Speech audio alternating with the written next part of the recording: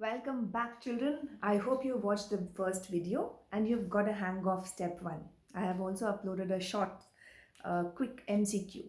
So I hope you've got the right answer. I would want you all to take that question and write the answer and let me know in the comment section so that I also know how things are with you. All right, give me a feedback, which is very important for me. And if you haven't subscribed to my channel, please do. If you like the content, of course, only then press the like button. Do not forget to do that. Now, in today's class, we'll be going to step 2. Okay? First step में हमने क्या किया है? First step is all about closing assets and liabilities, है ना? Realization में डाला, partners capital में डाला, partners loan या cash और bank खोला. So we have just done, we have set the stage. Now the action begins. ठीक है? तो firm क्या करती है? पहले सारे बुक्स में एसेट्स और लाइबिलिटीज को क्लोज कर लेती है. उसके बाद it start selling of the assets and start getting money out of it and also it start paying off the liability. ये कुछ टाइम के लिए चलता है, 1 महीना 2 महीना 6 महीने तक चल सकता है ये रिजोल्यूशन का process. Alright, so it's not a one time thing that we are doing. End of the resolution में ये सारे अकाउंट्स फाइनलाइज होंगे. ठीक है, ये चलता जाता है. So now let's see in step 2 of resolution what is going to happen to the various assets and liabilities. तो assets को पहले अगर हम देखें, क्या कर सकते हैं हम assets को? या तो हम बेच सकते हैं और पैसा आ सकता है सीधे सीधे, right? If somebody else is ready to take, like stock बेच दिया, old furniture बेच दिया, तो उससे पैसा आ जाएगा. So either we can sell for cash, या फिर कोई पार्टनर बोल सकता है कि चलो बाहर बेचने की ज़रूरत नहीं है, ये मशीन पड़ा है, इक्विपमेंट पड़ा है, लैपटॉप पड़ा है, हम खरीद लेते. The partner can take over an asset. So in that case the firm will not get the cash.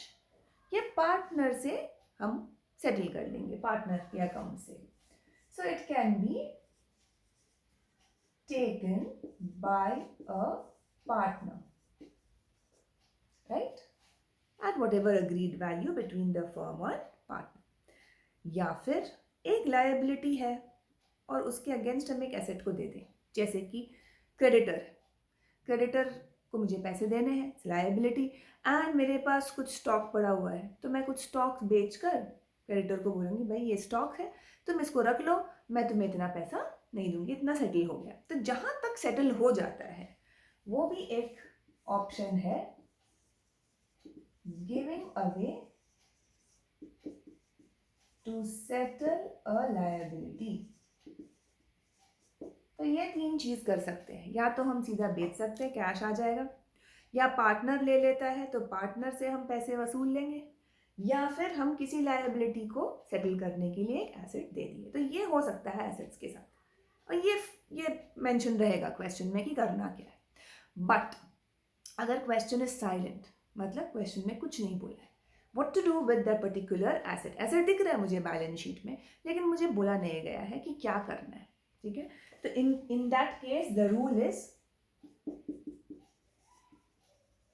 if the sum is silent about the asset,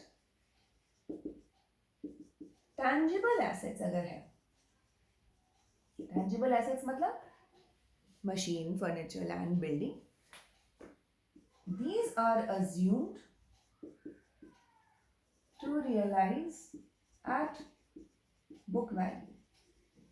ठीक है, मतलब हम अज्यूम करें, बुक वैल्यू क्या होता है? जो बुक्स में वैल्यू दिख रहा है बैलेंस शीट में दिख रहा है कि बिल्डिंग का वर्थ है 1 लाख, तो हम अज्यूम क्या करेंगे कि बिल्डिंग मेरी 1 लाख में बिक गई, because it's a tangible asset. But the rule is different for intangible assets. हमने कल डिस्कस किया था. Intangible assets meaning goodwill, patents, copyright, trademark. अगर ये है बुक्स में लेकिन कुछ बोला नहीं गया कि इसको बेचकर कितना पैसा आया या क्या हुआ, इसको हम अज्यूम करेंगे, assume to have realized nothing, zero. तो इसकी कोई एंट्री पास नहीं होगी. तो ये टैंजिबल और इनटैंजिबल एसेट का फर्क हो गया. ठीक है, सेम चीज अब ये क्लियर है एसेट्स के साथ क्या हो सकता है.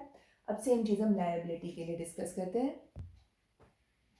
तो ये लायबिलिटीज़ का जो भी मैं अभी लिख रही हूँ ना बोर्ड पे, एसेट्स लायबिलिटीज जो भी लिख रही है, everything is very important. You should note down all of this in your copy, because बार बार तो वीडियो नहीं देखते रहोगे ना, देख सकते हो अगर बहुत टाइम है, टाइम नहीं है तो जो भी देख रहे हो साथ साथ में लिखते जाओ, जैसे कि एक क्लास अटेंड कर रहे हो उसमें. ठीक है. Liabilities again can be paid cash, cash पे के सेटल कर दो. ओके, जो भी पे करके. Then otherwise it can be settled by a partner. Partner बोल रहा है कि ठीक है ये एक लायबिलिटी है, ये एक पर्सन का लोन है, मैं इसको लोन पे कर दूंगा. पे कर दूंगा, क्यों पे कर दूंगा? On behalf of the firm, firm पे करोगे राइट. तो फर्म के बिहाफ में पार्टनर पे कर रहा है, तो फर्म को अल्टीमेटली पार्टनर को रीइंबर्स करना पड़ेगा. रीइंबर्स मतलब उसने जो खर्च किया फर्म के लिए उसको वापस मिल जाएंगे फर्म से. So partner can settle one of the liability, he can assume that responsibility. या फिर जैसे कि हमने एसेट्स में पढ़ा, कोई एक एसेट पर्टिकुलर हम लायबिलिटी को दे देंगे तो वो लायबिलिटी सेटल हो जाएगी. If nothing is mentioned, then assume to be paid at the book value. जो भी liability हो, कैसी भी liability हो, शॉर्ट टर्म लॉन्ग टर्म जो भी है, इवन पार्टनर का लोन वो भी है, तो अगर कुछ नहीं बोला है तो वी विल assume कि पेमेंट हो रहा है. क्यों assume कर रहे हैं? क्योंकि ये डिसोल्यूशन है सिर्फ सॉल्वेंट फर्म्स का. फर्म के पास पैसा है तो ऑब्वियस ही बात है सारे लायबिलिटीज को पे किया ही जाएगा. Okay, so this is the treatment for asset and liability. Please make a note of that. Now we were going to take a combination of step 1 and step 2. ठीक है. स्टेप 2 का मैंने बताया आपको कि करना क्या है, जो सम में दिया रहेगा उसके हिसाब से तुम्हें करना है. Step 1 of course was very easy. We just placed the various things in the different places. Now we're just focusing on realization account, just to give you an idea. Realization account में step 1 step 2 कैसे दिखता है. Realization account हमने कल भी देखा था. Here I have already completed step 1. This is basically step 1. These three things ये कहाँ से आए? Step 1 से आए. ठीक है. बुक वैल्यूज यहाँ पे ट्रांसफर हो गया है. बैलेंस शीट से ये बुक वैल्यूज यहाँ पर आ गए हैं. So sundry debtors is on the debit side. See all assets have come on the debit side. Sundry debtors 20,000 था, plant 50 and stock 6,000. This is the book value. I have just close these accounts by transferring to realization. Creditors here, bills payable, Mrs. X's loan. ये partnership firm X और Y का है. Let's assume that. Okay, the partners are X and Y. Okay, now Mrs. X का loan, partner X है, मैंने क्या बोला था, Mrs. X का loan है, external liability realization में जाएगा. So realization account is showing these three liabilities. These are the book value. I am just assuming only these 6 things are here right now. Okay, और कुछ नहीं अभी assume कर रहे हैं, बाकी बहुत कुछ हो सकता है. Let's see in the step 2 what happens. Step 2 के लिए आपको यहाँ पे additional information दिया हुआ है. Bad debts amounted to 3,000. What is bad debts? Bad debts मतलब debtors जो पैसा नहीं दिए. Okay, the amount that we cannot recover from debtors is called bad debts. नहीं मिलेगा, it's a loss to me, right? So this is related to what? Sundry debtors. All right? Sundry debtors stood at 20,000. कितना लेना था मुझे उनसे? 20,000. 20,000 में से 3,000 bad debt हो गया. इसका बोलने का मतलब ये है कि 20 में से 3 नहीं मिले. मिले कितने तो? 17,000. 20,000 minus 3,000 is what we have received. ठीक है? So in this case, step 2, we have to pass entries which we are realizing. कितना पैसा आ रहा है, पैसा कितना आ रहा है उसका एंट्री करना है, लॉस का एंट्री नहीं करना है, बैड डेट्स की एंट्री नहीं करनी है. ठीक है, तुमको देखना है कि डेटर्स कितना पैसा दिए. So how much am I receiving? 70,000. The entry should be for 17,000. What is the entry? पैसा आ रहा है तो गेन है मुझे, और गेन सब कहाँ जाएगा? रियलाइजेशन के क्रेडिट साइड में. मैंने बताया था realisation is a nominal account. All debits will be your losses and credits will be your gain. So कुछ भी पैसा मुझे मिल रहा है तो ऑब्वियसली बात है मैं उसको रियलाइजेशन में डालूँ. Very important thing to note is यहाँ पे मैं entry cash account debit to sundry debtors नहीं करूँगी, क्योंकि अभी स्टेप 1 के बाद all assets and liabilities have been closed. All accounts have been closed.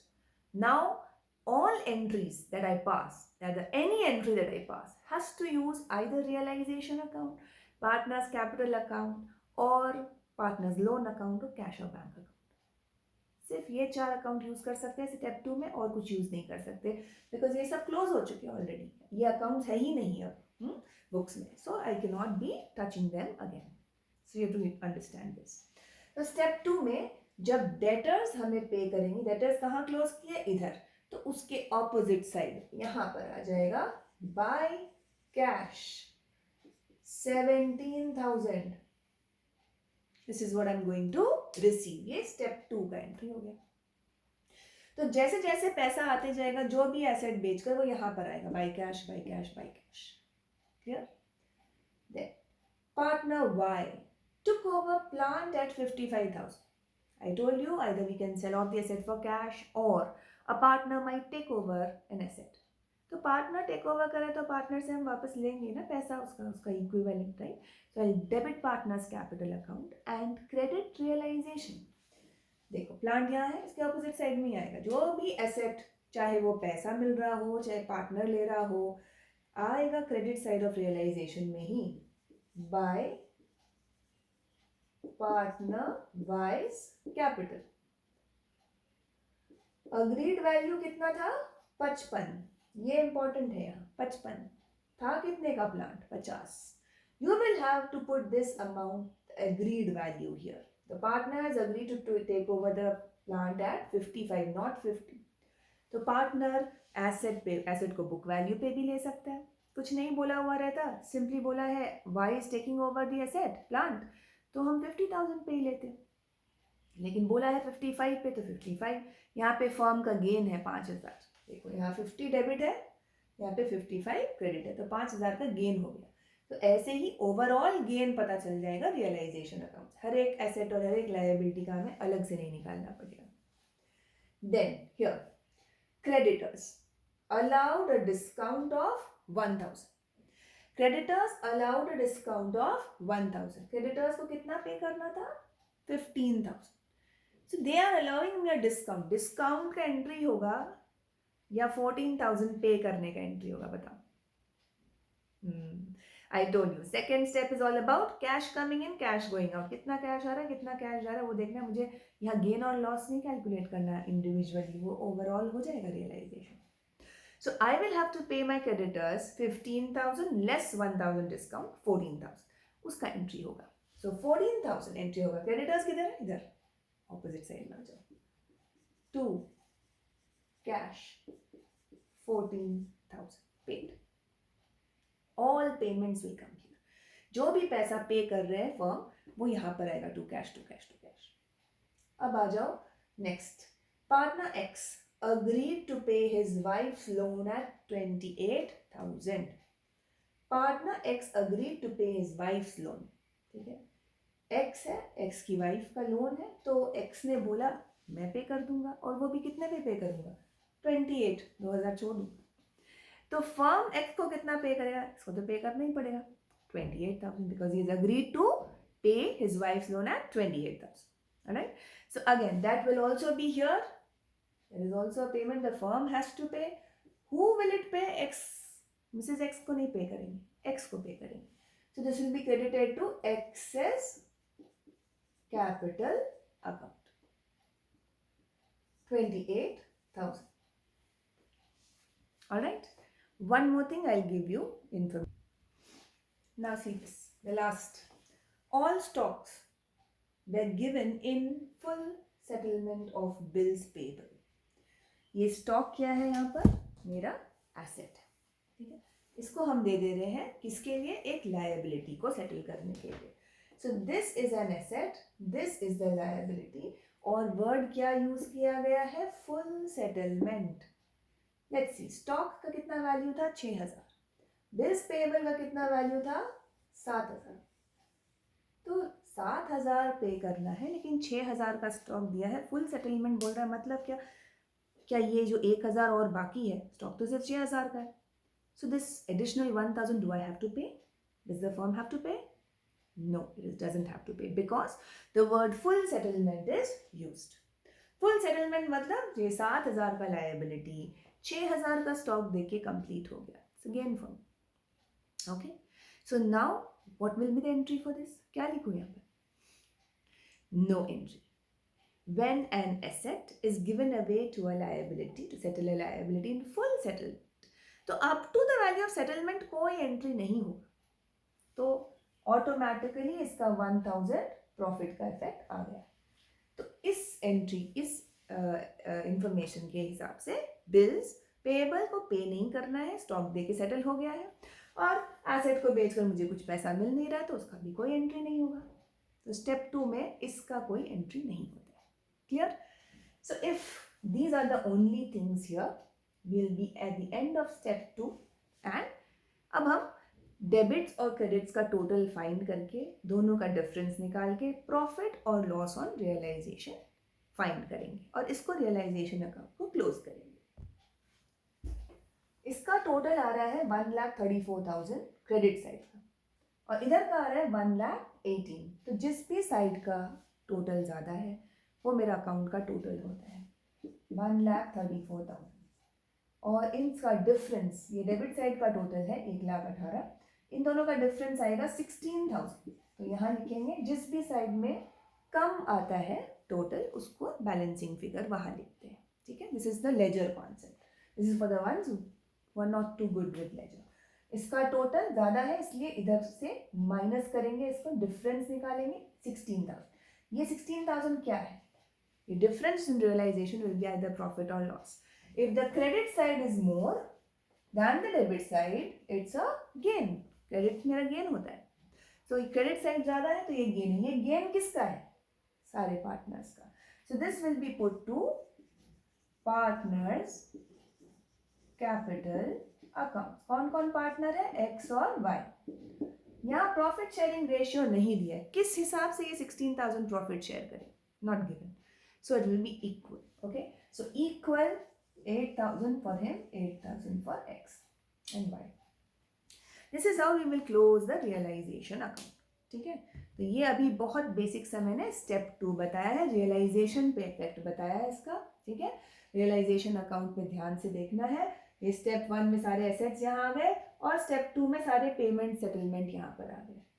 Step 1 के लायबिलिटीज यहाँ पर आ गए बुक वैल्यू पे, और एसेट्स जो हमने बेचे, रियलाइज किए या पार्टनर्स ने लिए, वो यहाँ पर आ गए। म्यूचुअल सेटलमेंट नहीं आएगा यहाँ पर। And this is how we come to the end of step 2। Okay, तो अच्छा लगे तो प्लीज़ कमेंट करिए, फीडबैक दीजिए मुझे, समझ में आ रहा है, नहीं समझ में आ रहा है, कोई भी डाउट है please feel free to ask. तो आज हमने जितना किया है आप उतना ही कर लो, मैं कुछ भी होमवर्क नहीं दे रही। Just you seen the video, go through it, इसका नोट्स बना लो, कैसे कहाँ क्या जा रहा है, आराम से हम करेंगे, क्योंकि पास तो होना ही है। अकाउंट्स मेरा फेवरेट सब्जेक्ट है, पास होना ही है, फेल नहीं होना ही था। ठीक है, so will catch up in the next video. Bye bye, take care, thank you.